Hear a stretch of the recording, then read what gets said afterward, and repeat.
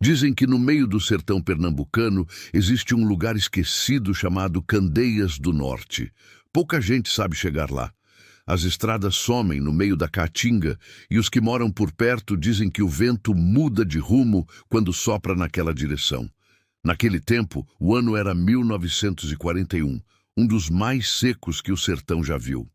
O chão rachava, os animais tombavam de sede e a poeira parecia não sair mais do ar.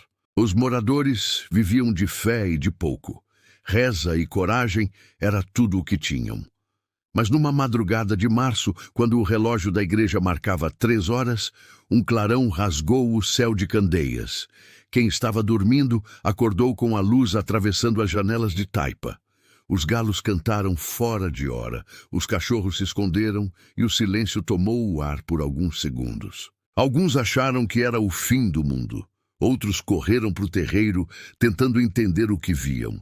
E lá estava, uma luz parada sobre o morro do Cruzeiro, o ponto mais alto do vilarejo, onde havia uma antiga capelinha abandonada há décadas.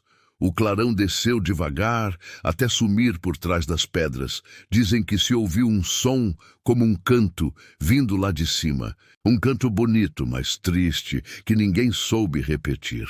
Na manhã seguinte, o povo subiu para ver o que tinha acontecido. Lá encontraram marcas no chão, como se o barro tivesse sido queimado.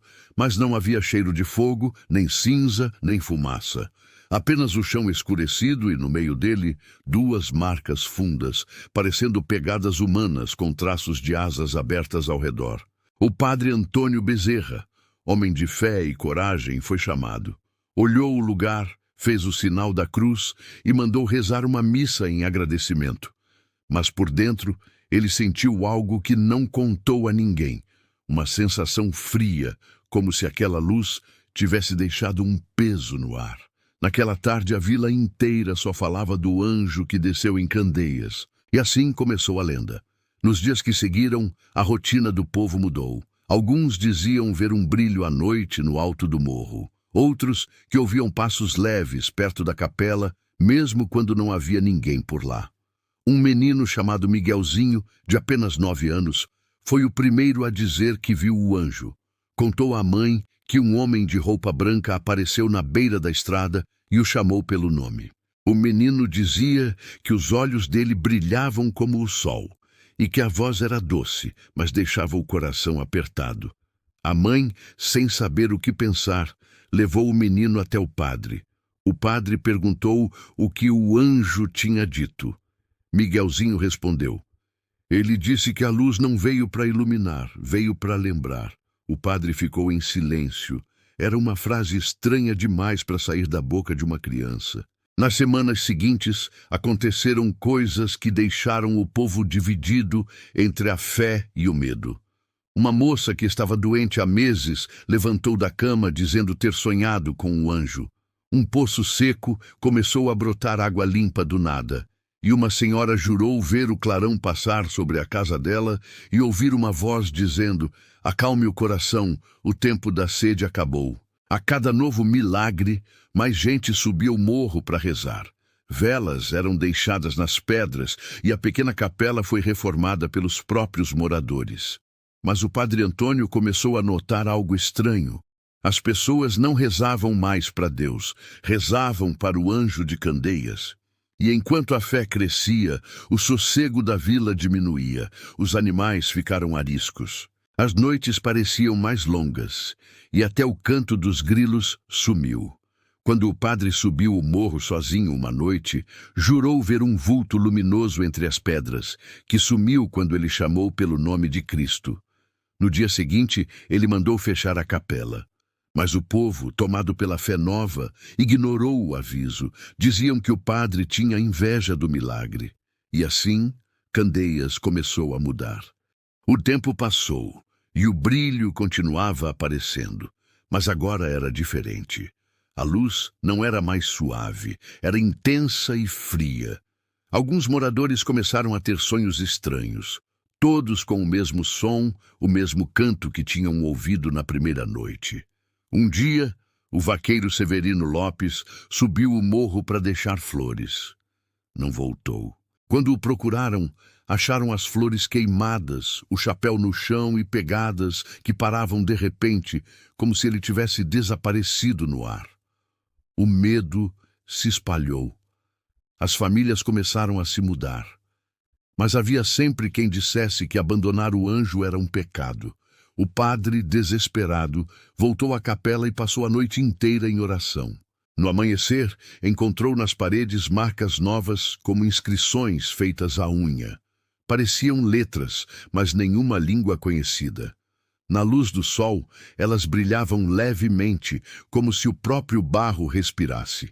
Foi aí que o padre decidiu procurar os antigos registros da diocese e descobriu que a capela tinha sido erguida sobre as ruínas de um convento antigo, destruído séculos antes. Nos manuscritos havia um aviso: aqui jaz o altar que nunca deve ser tocado, pois o que nele dorme não é de luz nem de sombra, mas de lembrança.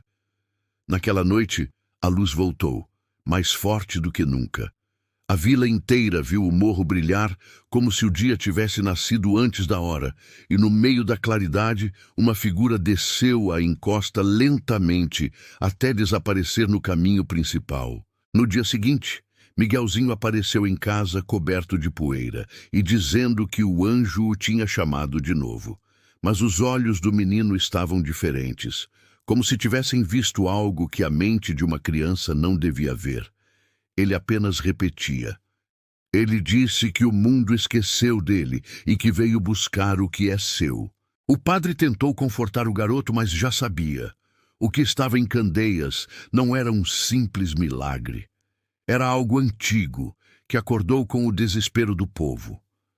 Pouco tempo depois, uma tempestade desabou sobre Candeias, a primeira em meses. A chuva durou 3 dias, e quando passou a capela estava em ruínas. O morro parecia outro, as pedras rachadas, o chão encharcado, e no meio de tudo, a velha cruz de madeira quebrada ao meio. O padre Antônio desapareceu. Dizem que foi visto pela última vez subindo o morro com uma lamparina e um rosário. Alguns contam que ele foi tentar expulsar o anjo, outros que foi pedir perdão por duvidar dele. O que se sabe é que dias depois, retirantes encontraram a lamparina apagada e o rosário queimado. Do padre, nada mais se viu. Anos passaram, o povoado se esvaziou e Candeias virou lenda. Mas até hoje, quem passa pela Estrada Velha nas noites sem lua, jura ver um clarão pulsando no alto do morro. Alguns dizem que é o anjo, outros que é o padre vigiando o que sobrou da capela. E há também quem diga que, se alguém olhar para a luz por muito tempo, ela muda de forma, como se observasse de volta. Os antigos repetem que o clarão aparece só quando a fé se perde. E talvez seja por isso que Candeias continua esquecida. Para que ninguém acorde o que dorme lá em cima. Ninguém sabe o que realmente desceu naquela madrugada de 1941. Uns chamam de anjo, outros de aviso. Mas uma coisa é certa, desde aquela noite, a terra de Candeias nunca mais foi a mesma. E você? Acredita que um anjo pode aparecer no sertão? Ou acha que às vezes o que chamamos de milagre é só um mistério lembrando que ainda está entre nós? Se inscreva no canal, deixe seu like e até a próxima.